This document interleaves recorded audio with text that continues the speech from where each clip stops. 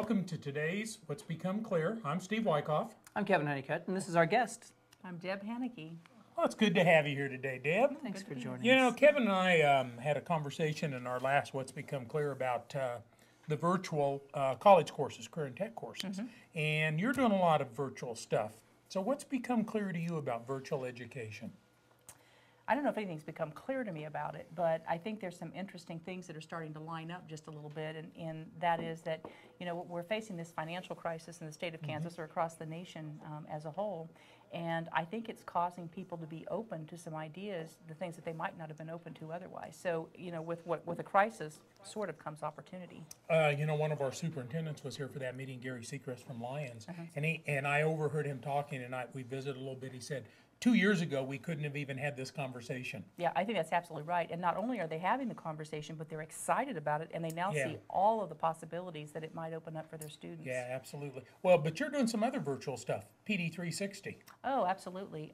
Yeah, again, I think it's the crisis has afforded an opportunity in that schools continue to have a need for their teachers to receive staff development and to hone their skills as educators, and yet they don't have the resources, particularly when you're talking about not only tuition or your fee to come to the event, but also mileage, subs, and all those things. And so we've formed a partnership with School Improvement Network, and they have a product called PD 360, and it's a just-in-time, differentiated staff development solution that's very, very cost-effective for districts. Okay, so last week Kevin's in Ohio, face-to-face doing staff development. Why should he go to PD 360? Easy for me to say. Yeah, I can see that. What are you drinking in there? Oh, not much, not much. Why should he go to PD 360 instead of going face-to-face? Well, actually, there's room for both, I think, in this venue. So it probably depends on what it is that you're trying to achieve. But one of the things that PD 360 would allow, if he were to digitize himself and make it available on there, is first of all, you have that opportunity to cut out all of the fluff, so to speak, and really just get down to the heart of the matter.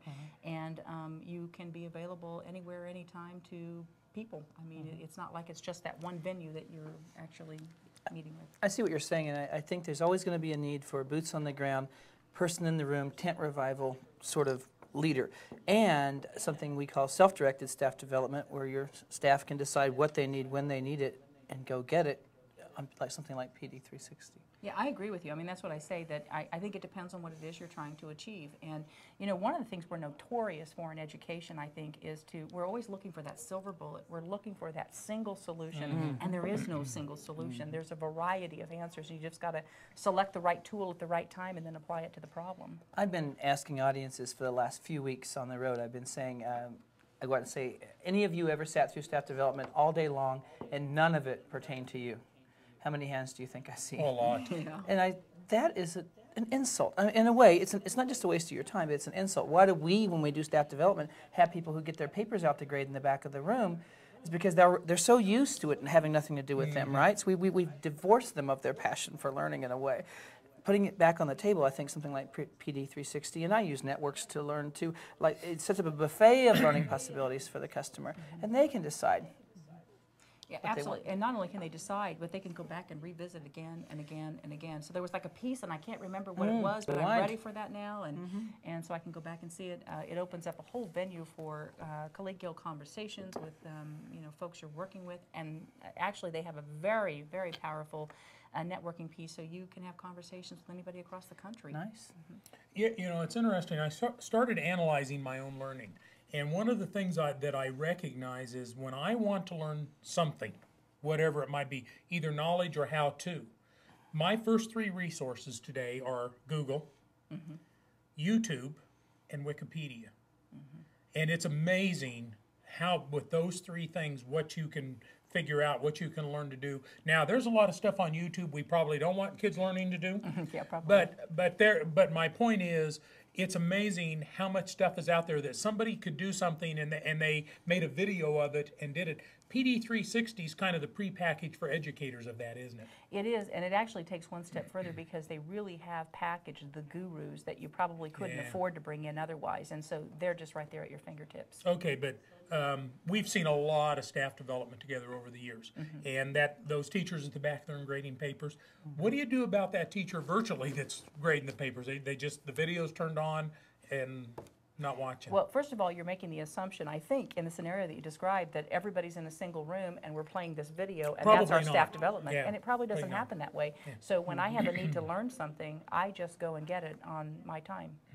Wait, do we still have the issue of that my school or my district has said you need to learn to do this, even though it may not be a driving thing for the individual? Oh, absolutely. I mean, that's still going to continue. I mean, all of the schools in Kansas have a school improvement plan, and there's probably going to be some elements on there that as a school or as a district, in some cases, we've decided this is the avenue that we're going to go down, and yeah, you're going to have to be a part of that. And over the years, those teachers have said at the back room, but at least we knew they were there hearing it. What do we do in PD 360? How do we know they even heard it? I was going to say, we know they were there, but I don't know whether they really even heard it or not. But PD 360 actually has a reporting feature on there that allows you to know whether they at least turned it on. I mean, you actually know what have they watched, how many times, how much of it did they watch, et cetera. So if you were really needing to monitor. But one of the things I really encourage our schools is it depends on what's important to you. So if the important thing is that you can verify that a teacher opened the video and at least let it run its length, then you can measure that. But at the end of the day, the really important thing is what's happening as a result of that. Yeah. So that's where I would really focus my intentions if I were the administrator. I would say, so what are we doing, what's changing, and how is that impacting student learning? Okay. Well, how else do you see virtual learning starting to impact schools in general? You said because of the budget crisis. What's your crystal ball tell you? I just think that the schools are going to be more open to different delivery patterns, and this whole career and tech push has also created some new challenges for schools because our systems really weren't designed for that. I think that virtual education can be a solution for that as well. But I mean, you're really the guru in what's possible out on the web. What do you see in your crystal ball? I like what you said.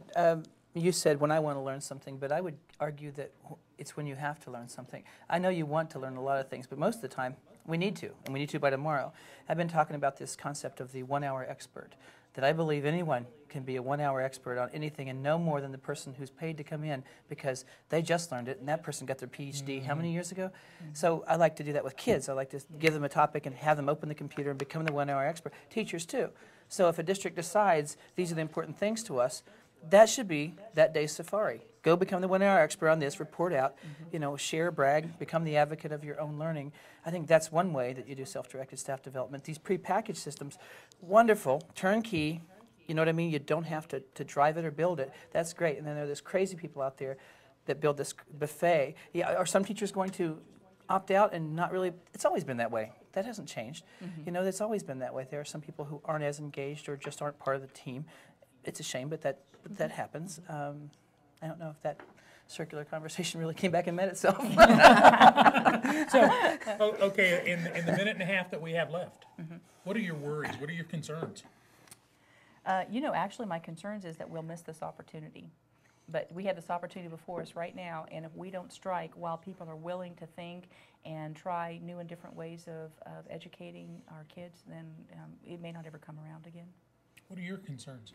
I have that concern too, and it's amazing that things have to be dire to be possible. Crazy. I do see a possibility in the air like I've never seen before, but I want the leaders to step up. Here's what happens over and over. I anoint 500 teachers to get excited, and the leader's not in the room. And if the leader doesn't get the vision, those people just run into a wall, and that's just wrong. I think the more we get leaders in this conversation and make them want to be outside the box, that's when things start to go. Yeah, you know, one of the conversations we've had about this career and technical education courses, this whole thing is we just have to keep going to more and more leaders and getting them on board. We have to take the time to explain to them so that they understand, they see the need, and going to leaders, as you said. Let me tell you what my fear is. My fear is we're gonna do more to put stuff in place that ought to be interesting and exciting to students and more personal to them, and they're going to approach it like they approach school. I'm bored and this is irrelevant, and they're not we're not going to figure out how to engage the kids to take advantage of these opportunities. Are you saying that kids should be a part of this conversation? Well, and we had that discussion today that we are going to include kids. Hey, that's this session of What's Become Clear. I'm Steve Wyckoff, Kevin Honeycutt, and our guest. Deb Haneke. Thank you. thanks for watching.